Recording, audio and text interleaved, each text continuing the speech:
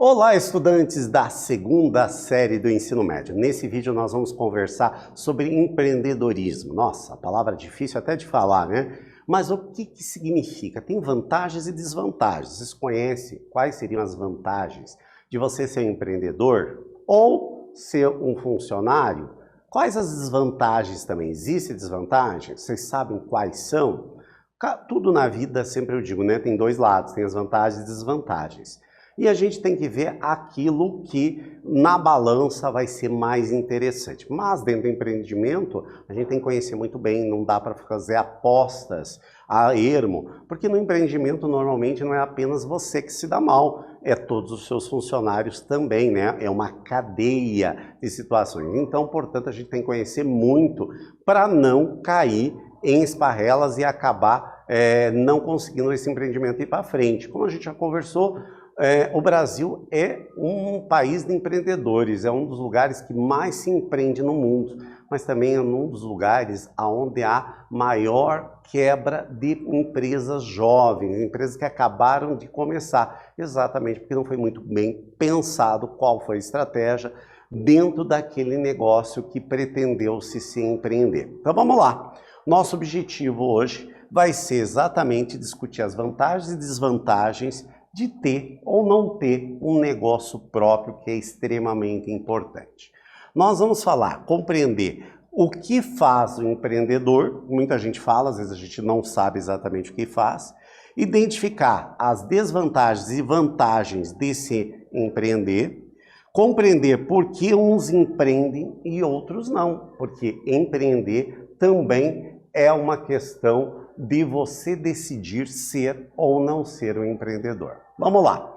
Vamos pensar aqui no caso do Luiz. Sempre que a gente fala em empreendimento, se acostumem a ter estudo de caso, ou seja, conhecer o que as outras pessoas fizeram para você conhecer e se adequar depois à sua realidade, pegando os exemplos positivos e retirando aqueles que deu negativo. Então, o Luiz foi contratado por uma administradora de condomínios. Seu horário de trabalho era das 8 da manhã às 18 horas, com 1 hora de intervalo, como a maioria dos trabalhos no Brasil. Sua remuneração será de um salário mínimo por mês.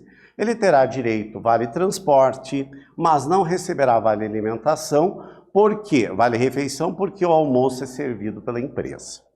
Conforme a CLT, depois de 12 meses de trabalho, Luiz terá direito a 30 dias de férias. Remuneradas, obviamente.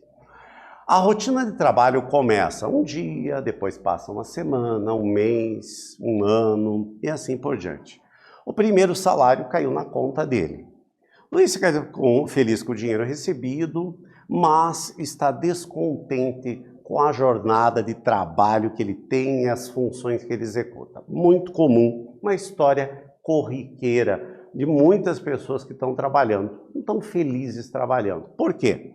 Ele pensa, será que está na hora dele partir para outra? Ou seja, ele em vez de trabalhar com empregado, ele ir montar o seu negócio, empreender, porque o problema não é exatamente trabalhar nessa empresa, porque se ele mudar de emprego, vai mudar a empresa, porém, essa questão dos horários, da forma de trabalhar, vai continuar incomodando ele. Então ele começa a pensar, será que está na hora dele ter um negócio próprio? Bem, pensando no caso do Luiz, o que significa empreender? Quais são as características de quem vai começar um negócio próprio? O que essa pessoa faz? Por que algumas pessoas, como o Luiz, decidem abrir a sua própria empresa em vez de desfrutarem a estabilidade do emprego formal? Bem, nesse vídeo a ideia é exatamente que a gente consiga responder esses questionamentos que são bastante importantes para nós. Empreender, então, significa começar um negócio, visualizar uma oportunidade de mercado e montar uma empresa para atender às necessidades de um público. Porque às vezes você tem que montar, às vezes você tem uma ideia inovadora, né? Ideia inovadora é aquela que o mercado ainda não está oferecendo, mas você teve uma ideia. Você pode ter durante, por exemplo, a escola ou a faculdade e ali sai empresa que você não tem uma empresa que vende aquele produto. Então você vai montar uma empresa tanto para fabricar quanto para vender esse produto. O empreendedor é uma pessoa que decide aceitar o risco de não ter um emprego formal para começar o seu próprio negócio, tirar a ideia do papel e torná-la realidade, como é o caso de uma ideia inovadora que eu falei.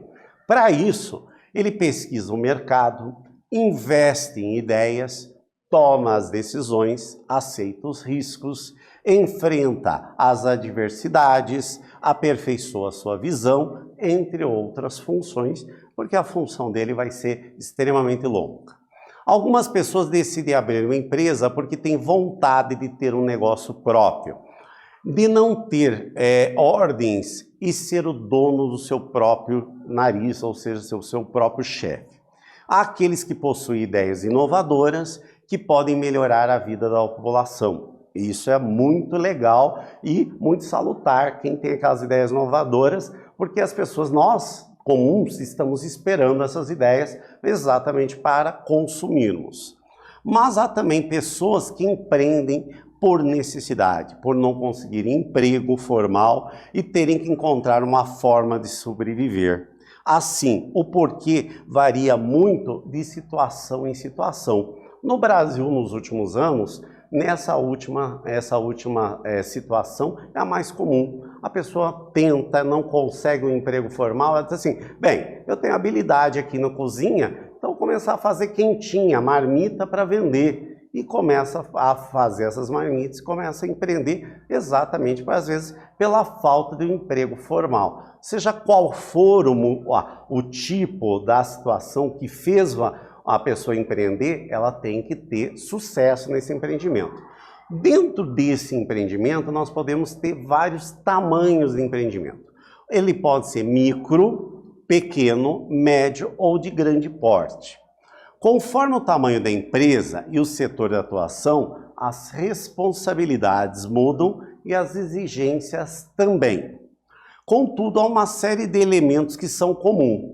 Os impostos, a relação de chefe com os funcionários, a continuidade do negócio. Então a gente vai refletir exatamente sobre essas questões agora.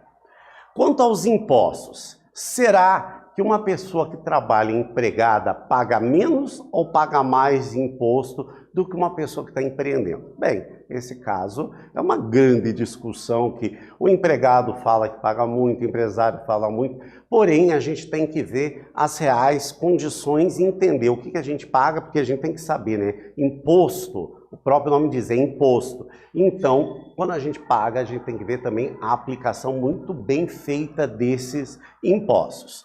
Quando é um funcionário, ele paga impostos sobre os seus salários, sobre as férias, o 13º, e então ele precisa saber quanto está sendo descontado. Na empresa, ele paga, por exemplo, ICMS, ISS, CONFINS, PIS, PASEP e assim por diante. São uma sopa de letrinhas, dependendo da área que ele está trabalhando e também dependendo do tamanho da sua empresa. Em relação à relação entre chefe e funcionário, qual a diferença entre contratar pessoas para trabalhar e você ser contratado por empresa para fazer?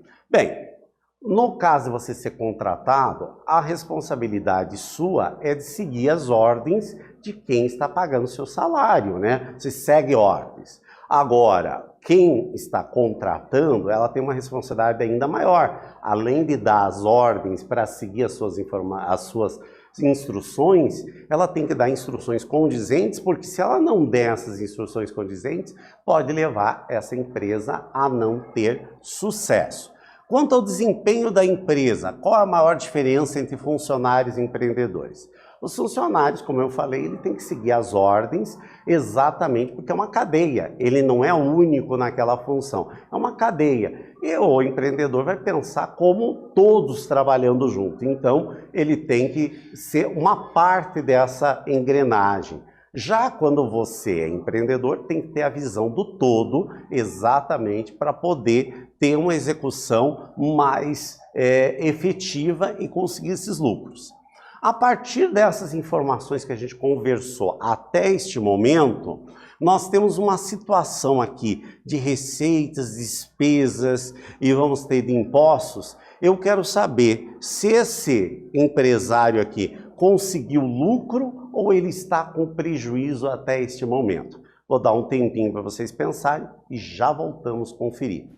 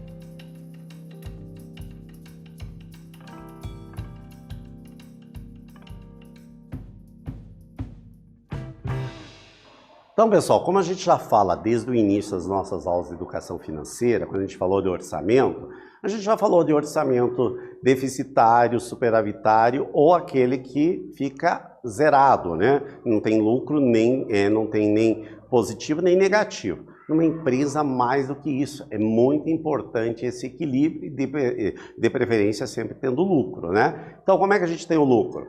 Entre todas as entradas, tirando as saídas, eu vou ter, se o valor é positivo é lucro, se o valor é negativo é prejuízo, ou ele vai ter uma estabilidade, não tem nem lucro nem prejuízo. Vamos dar uma olhada no caso dessa empresa, se ela teve lucro ou não. Então vamos lá. Então, somando todas as despesas, nós temos ali. O que é despesa que nós temos? Nós temos os impostos, salários dos funcionários, o aluguel do imóvel, conta de luz e internet, compra de mercadorias, manutenção do negócio, são despesas. Então, a gente somou todas as despesas, deu 5.620. As entradas que a gente teve ali foram o quanto? Olhando aqui, R$5.000, que foi todas as receitas que esse empresário teve. Ou seja, entrou 5.000 e saiu 5.620. Ou seja, ele nesse mês está com prejuízo de R$620. Por que será que ele está com esse prejuízo? Às vezes, o que aconteceu? Ele comprou mais produtos do que ele vendeu, ou seja, ele está com muito estoque. Isso faz com que naquele mês apareça prejuízo. Então ele precisa adequar o estoque mais equilibrado para que não aconteça dos meses subsequentes. Então vocês vejam que o trabalho do empresário vai ser fazer a análise o tempo todo para buscar exatamente o fim maior, que é ele ter lucro, né? O empreendedor tem que lidar com uma extensa e cansativa jornada de trabalho e fazer com que o seu negócio cresça. Por muitas vezes a dedicação fará perder muitos momentos com a família, com os amigos, pois ele sempre estará trabalhando e planejando o seu negócio. Além do tudo, a chance do sucesso nunca é certa. Há a possibilidade dele trabalhar mais que todo mundo e ainda não ter a recompensa. Por isso, conhecer bem aonde ele está indo vai facilitar. Tem um estudo de caso aqui que é muito interessante. Todo mundo já ouviu falar dos estúdios Disney ou dos parques da Disney. Vocês sabiam que o Walt Disney fracassou no seu primeiro empreendimento? Pois é, antes dele ter essa empresa fabulosa que é o Walt Disney, ele teve um fracasso lá no início dos anos 20. Ele teve um sócio, eles montaram uma empresa exatamente com um conhecimento que ele já tinha, que era exatamente fazer essas animações.